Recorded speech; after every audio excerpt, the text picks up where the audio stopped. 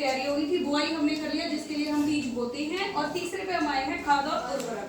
खाद को कहते हैं मैन्योर और उर्वरक को कहते हैं फर्टिलाइजर। जो खाद होती है ये नेचुरल होती है, यानी कि प्राकृतिक होती है। प्राकृतिक का मतलब ये अपने आप एनवायरनमेंट में, वातावरण में खुद बनती है, ठीक है, जंतुओं के अपशिष्ट से और पौधों के अपशिष्ट से। अब पौधों के अपशिष्ट हमारे पास कौन कौन से होते हैं?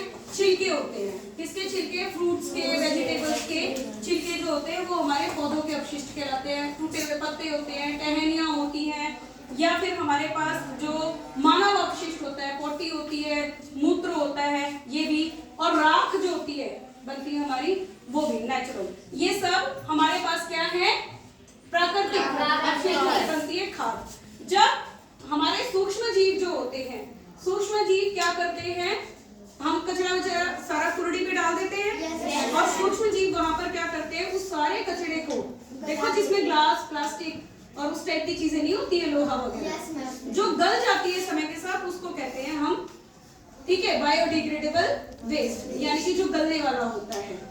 अब वैसा वेस्ट जो कुरड़ी में जाता है, जो गल जाता है, मिट्टी के साथ सूक्ष्म जीवों द्वारा मिला दिया जाता है और वो क्या बना लेता है?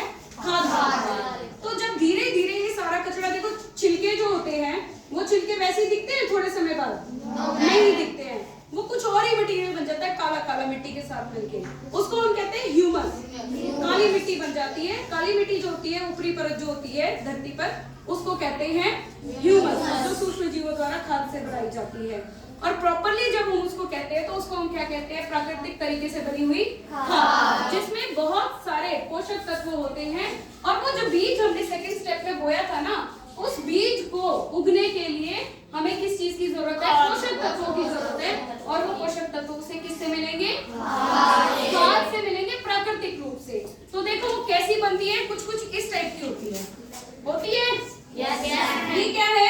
खाद। लेकिन कई बार पोषक तत्व, जैसे तुम खाना खाते हो, ठीक है, तुम हरी सब्जियां नहीं खाते हो, जिससे तुम्हें क्या मिलते हैं? विटामिन ए मिलता है, बहुत सारे विटामिन और खनिज मिलते हैं।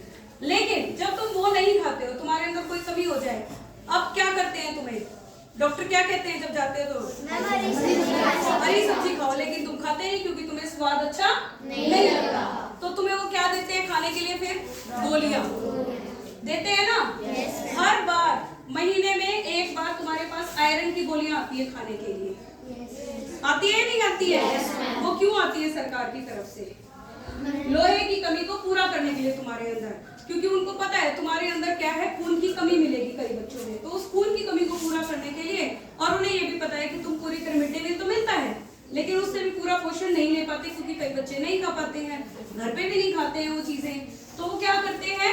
सरकार तुम्हारे पास गोलियां भी भिजवाती है, जिससे तुम्हारे अंदर क्या होती है? कमी पूरी किसकी होती है? खून की कमी पूरी होती है, वो गोलियां दी जाती है। क्या वो लोग गोलियां जो होती हैं अपने आप वैसी ही बनती हैं जैसे ये बनी है खाद?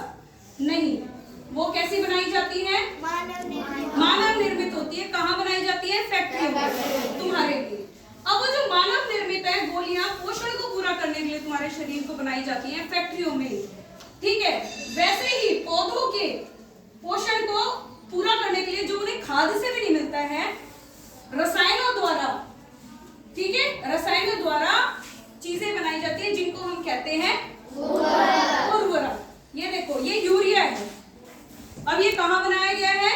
फैक्ट्रियों में बनाया गया है। इस तरीके के बहुत सारे फर्टिलाइजर या उर्वरक बनाए जाते हैं, जिस चीज की, जिस पोषक तत्व की पौधों को जरूरत होती है, उसी पोषक तत्व के अनुसार अलग अलग प्रकार के उर्वरक बनाए जाते हैं। तो ये तो होता